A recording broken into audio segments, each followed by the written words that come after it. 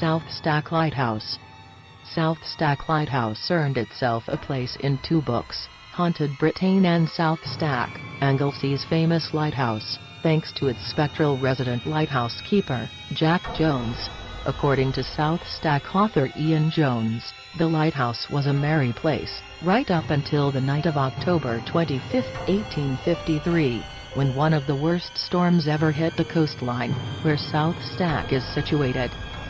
An incredible 200 ships were wrecked that night, including the famous Royal Charter. Jack hurried down to the lighthouse as the storm raged on that doomed evening. Just as he reached the bottom of the steps, where the local bridge crosses over to the island, he managed to cross the bridge, but only made it as far as the door of the lighthouse. He was in a dire condition when he was found the next day and died 2 weeks later.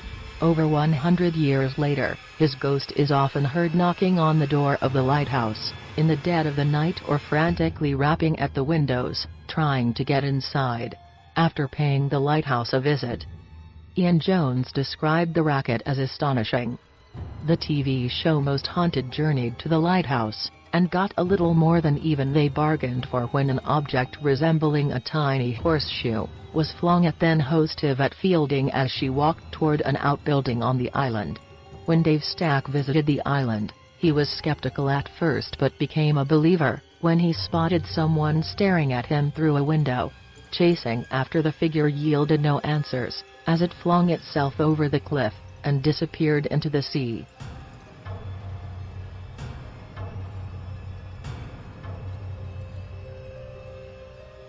Pensacola Lighthouse.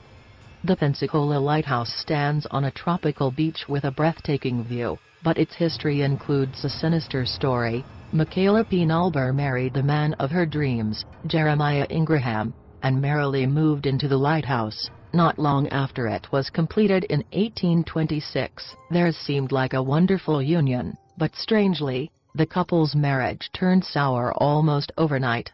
Its sudden turbulence came to a head when Michaela stabbed her husband to death one evening in 1840 for seemingly no reason. She was never convicted for the murder due to lack of evidence, and lived out the rest of her days in the lighthouse, until she died in 1855.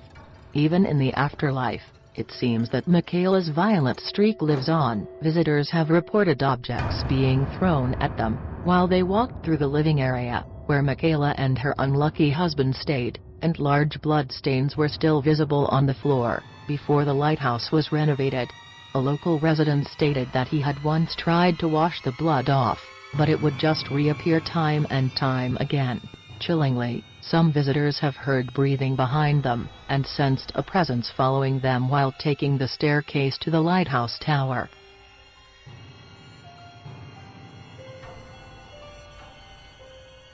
Point Lookout Lighthouse. The Point Lookout Lighthouse, built in 1830, is known as one of the most haunted places in Maryland.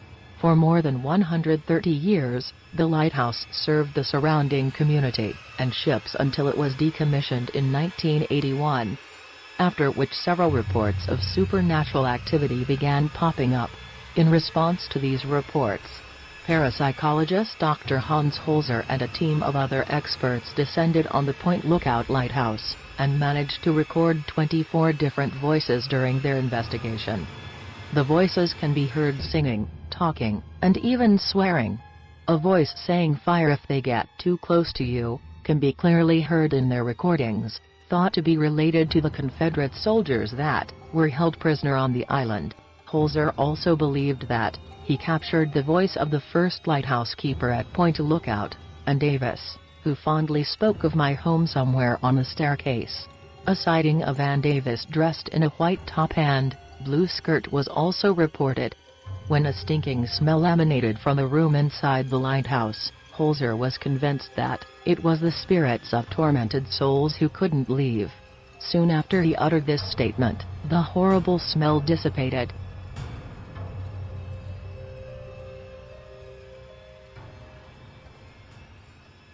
Hasetta Head Lighthouse. Tragic female figures in flowing pale dresses have been haunting hundreds of locations around the world for centuries, and lighthouses are among them. Hazada Head is allegedly haunted by the ghost of a mother, whose baby daughter fell to her death from the cliff upon which it stands. The apparition has been dubbed the Grey Lady, as she has been reported to wear a long, grey skirt while floating around the attic of the lighthouse, which has been renovated into a guest house. Visitors have reported flickering lights when no one else was in the lighthouse, doors that seemingly lock themselves, and objects that disappear only to reappear in a different room.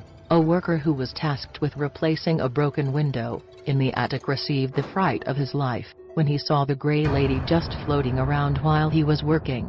Naturally, he took to his heels, returning the next day to find the shards of glass from the broken window swept up and sitting neatly in a pile in the attic. The spookiest case involves a photographer named Steve Terrell, who was looking for a ghostly shot of the lighthouse when he noticed a transparent figure looking at him from inside the attic. He thought it was only his imagination, since he and a friend were the only ones staying at the lighthouse at the time, but he soon realized that may not have been true when he discovered the guest book of the lighthouse in his room. The book was opened to a page where a previous visitor's tale of a ghostly encounter in the lighthouse was recorded.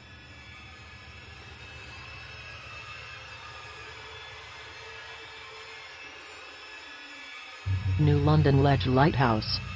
The U.S. Coast Guard began taking shifts at the New London Ledge Lighthouse in 1939.